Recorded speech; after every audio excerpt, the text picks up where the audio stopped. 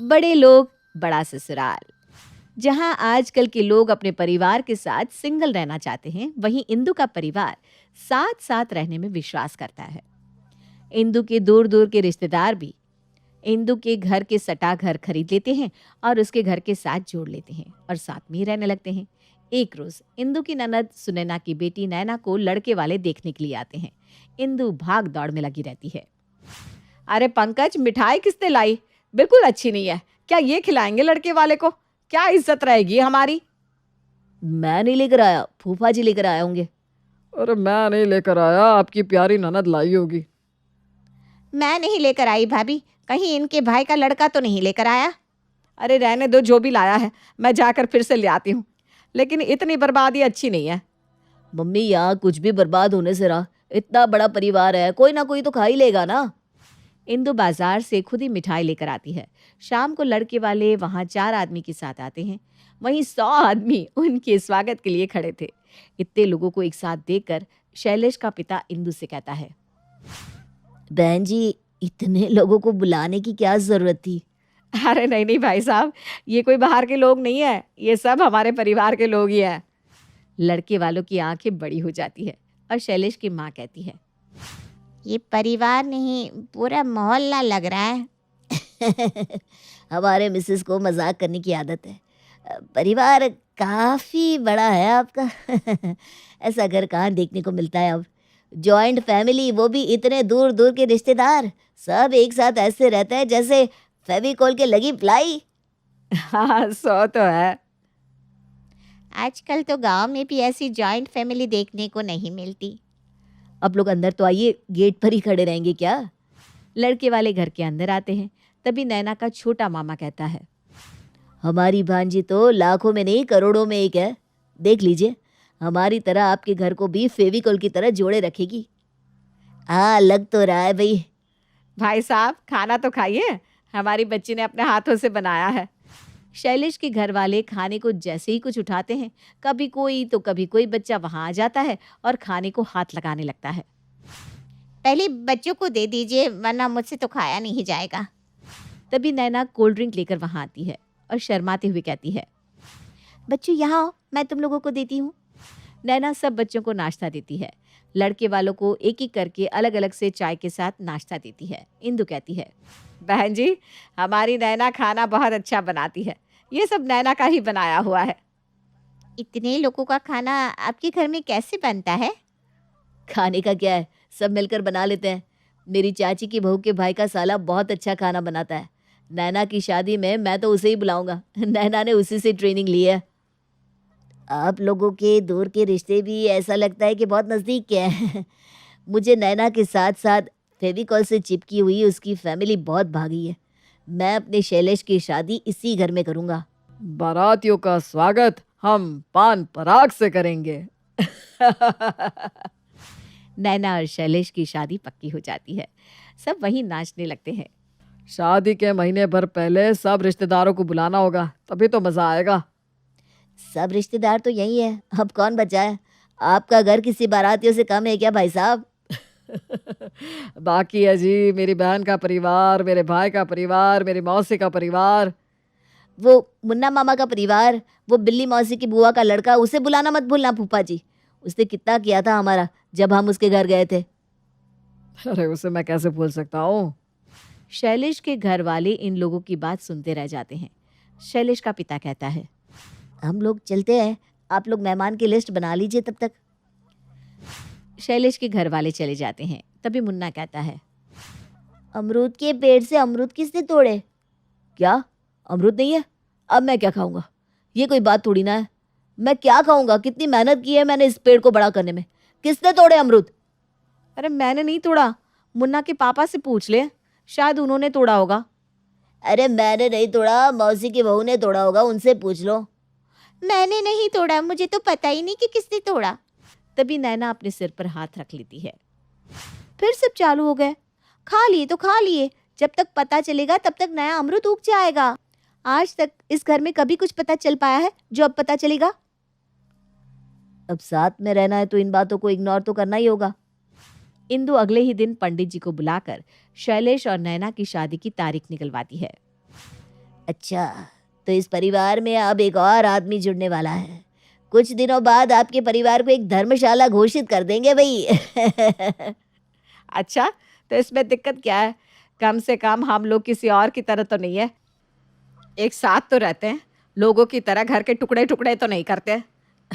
मैं तो मजाक कर रहा था बहन जी, मेरा मतलब है एक और आदमी आपके परिवार में आ जाएगा। परिवार में एक आदमी बढ़ जाएगा, लेकिन शैलेश जी हमारे साथ नहीं रहेंगे। उल्टा नैना उनके यहाँ चली जाएगी। जी जी जी जी, अगले महीने की 15 तारीख विवाह के लिए बहुत शुभ है। पंडित जी का मुंह मीठा करवाओ। और देखो, सब कान खोल के सुन लो। हर रोज रात को सब 1 घंटा वक्त निकालकर शादी की तैयारी और पैकिंग में मदद करेंगे। मम्मी जी, चाची जी की बहू के भाई के साले को अभी से बुला लेते हैं। खाना बनाने में हमारी मदद हो जाएगी। शादी की तैयारी और इतने लोगों का खाना थोड़ा मुश्किल है ना। हाँ हाँ, उसे बुला लेती हूँ, लेकिन शादी के घर में उसे बुलाकर काम थोड़ी ना करवाना है।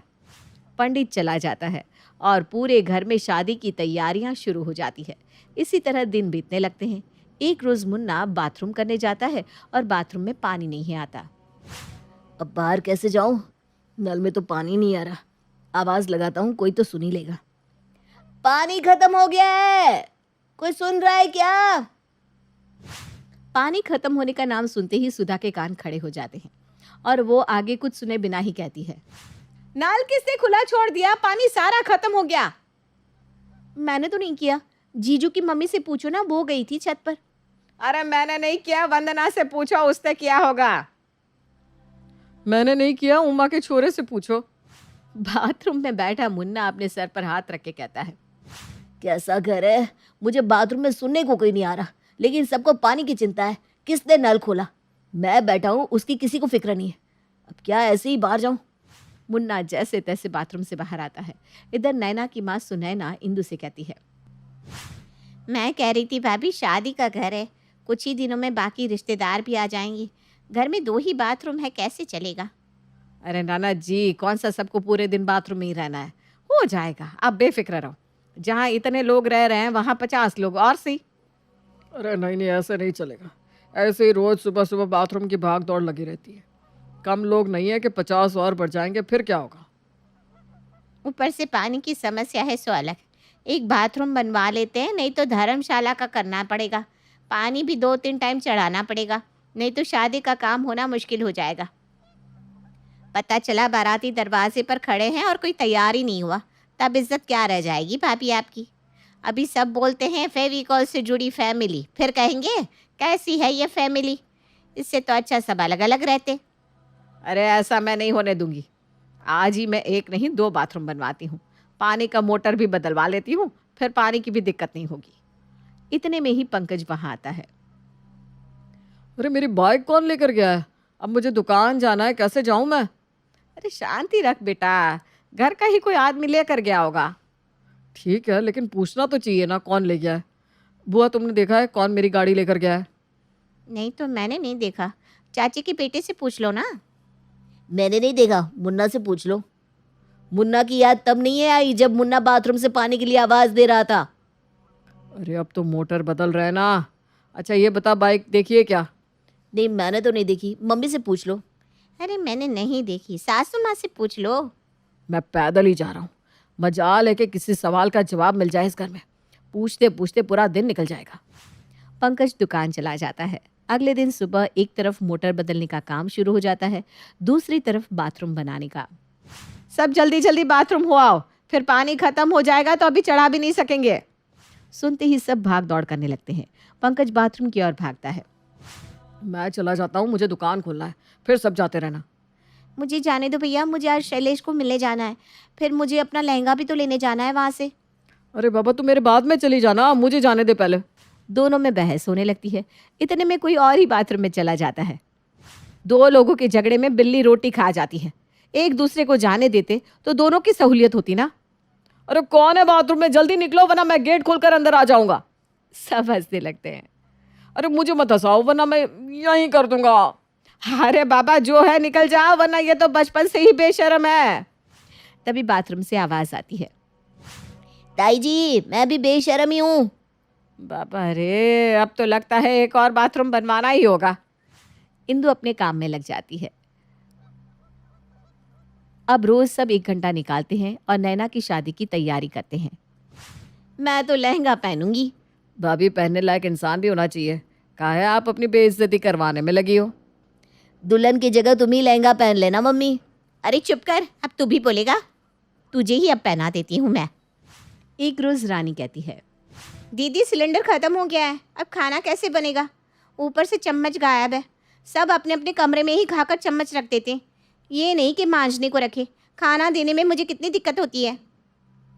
क्या सिलेंडर खत्म हो गया इतनी जल्दी? अभी तो शादी की रस्में चालू भी नहीं हुई, फिर कैसे खत्म हो गया? 5 दिन नहीं हुआ अभी तो। अभी सारे रिश्तेदार भी आने बाकी है। मैं सिलेंडर नहीं लाने वाला, लूटवा कर मानोगी क्या? इस बार कोई और लाएगा। चाचा जी, पिछली बार मैं ही तो लाया था। मैंने तो नहीं कहा कि मैं हमेशा सब्जी लाता हूँ।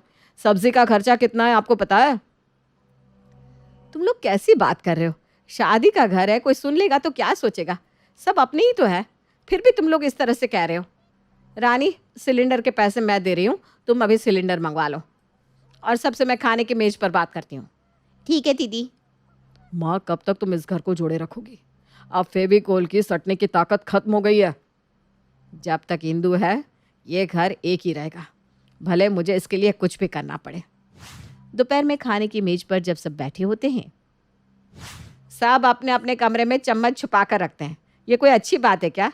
सब चम्मच लाकर रसोई में रखो, वरना चम्मच के सबको 500-500 करके देने होंगे। खाने में मज़ा नहीं आ रहा, अचार दो ना मम्मी। सुधा अचार लेने छत पर जाती है, लेकिन छत पर अचार नहीं मिलता। वो दौड़ती हुई छत से आती है। इस घर में आदमी कुछ रख ही नहीं सकता। मेरा बच्चा कुछ नहीं खाता, इसलिए मैंने उसके लिए अचार लगाया है, और किसी ने वो अचार भी उठा कर रख दिया। कोई खुद तो अचार लगाते नहीं, और मैं लगाती हूँ तो सब चोरी कर लेते हैं।